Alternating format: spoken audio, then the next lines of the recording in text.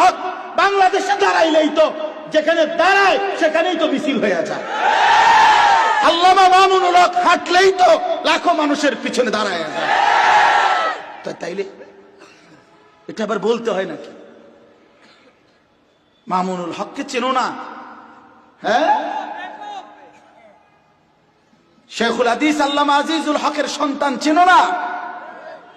ওলামায়ে কেরাম এখন তৃতীয় পক্ষ হয়ে গেছে।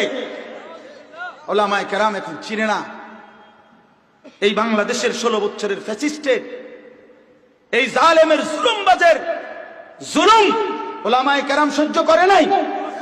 ওলামায়ে কেরাম জেল খাটে নাই। ওলামায়ে কেরামের তাজা খুন ঝরে নাই আপনার। তাইলে 5ই মের সেই রক্ত কি মুছে গেছে জমিন থেকে? 2013 সালের 5ই মের রক্ত আল্লাহ রাসূলের ইজ্জতের জন্য, দ্বীনের জন্য, কালেমার জমিন, হেফাজতে ইসলাম, ইসলামের পবিত্রতার জন্য রক্ত ছড়িয়েছে। অতএব আমরা উস্কানি বুঝি না, আমরা উস্কানি দিতে চাইও না, কিন্তু উলামায়ে কেরাম থেকে বিচ্ছিন্ন হয়ে শীর্ষস্থানীয় বুজুর্গ, সংখ্যা গরিষ্ঠ উলামায়ে কেরাম থেকে বিচ্ছিন্ন কোন গোষ্ঠী দ্বীনের নামে কোন কাজ করতে পারবে না, পারবে না, টিকবে না। জীবন যায় যাবে, যাবে, কোনো অসুবিধা নেই, অসুবিধা নেই। হ্যাঁ, সাফ কথা। তার আকীদা বিচ্যুত আকীদা, সাদের আকীদা ভ্রান্ত আকীদা। তার আকীদার সাথে দ্বন্দ্বের কারণে আমাদের দ্বন্দ্ব, আর কিচ্ছু না। তুমি তোমার প্রতিটা আকীদা ঠিক করো।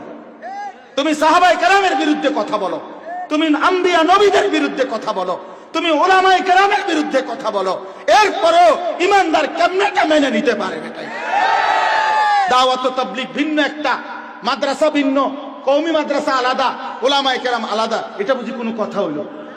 এটা বুঝি কোন দাওয়াত, তাবলীগ, তালিম, তাজকিয়া, জিহাদ, মাদ্রাসা, মসজিদ, খানকা, ইমাম, মুয়াজ্জিন, মুসল্লি সব এক সূত্রে গাঁথা, এক সুতোয় গাঁথা। আলাদা করার সুযোগ নেই, আলাদা করার সুযোগ নেই।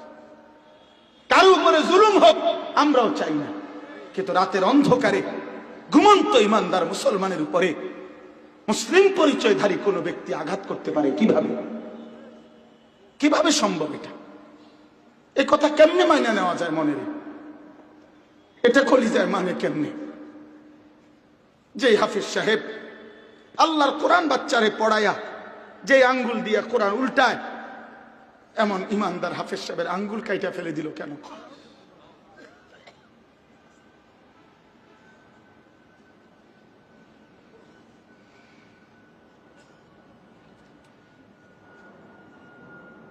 আমরাও আমাদের মালিকের কাছে বলছি,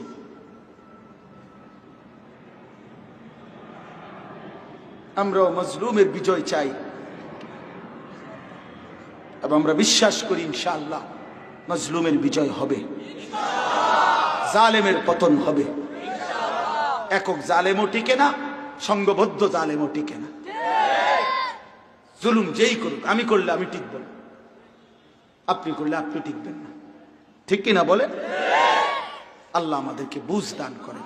এই জন্য আমার অনুরোধ, বাবা তোমরা নওজোয়ান, তোমরা আল্লাহর রাস্তা থেকে ছুটে যেও না, ছুটে যেও উলামায়ে কেরামের তত্ত্বাবধানে নিজের ঈমান, নিজের আখলাক, নিজের জিন্দেগি সুন্দর করার চেষ্টা করো। আল্লাহ আমাদের সবাইকে তৌফিক দান করেন, আল্লাহ আমাদেরকে কবুল করে নেন, আল্লাহ আমাদেরকে কবুল করে নেন।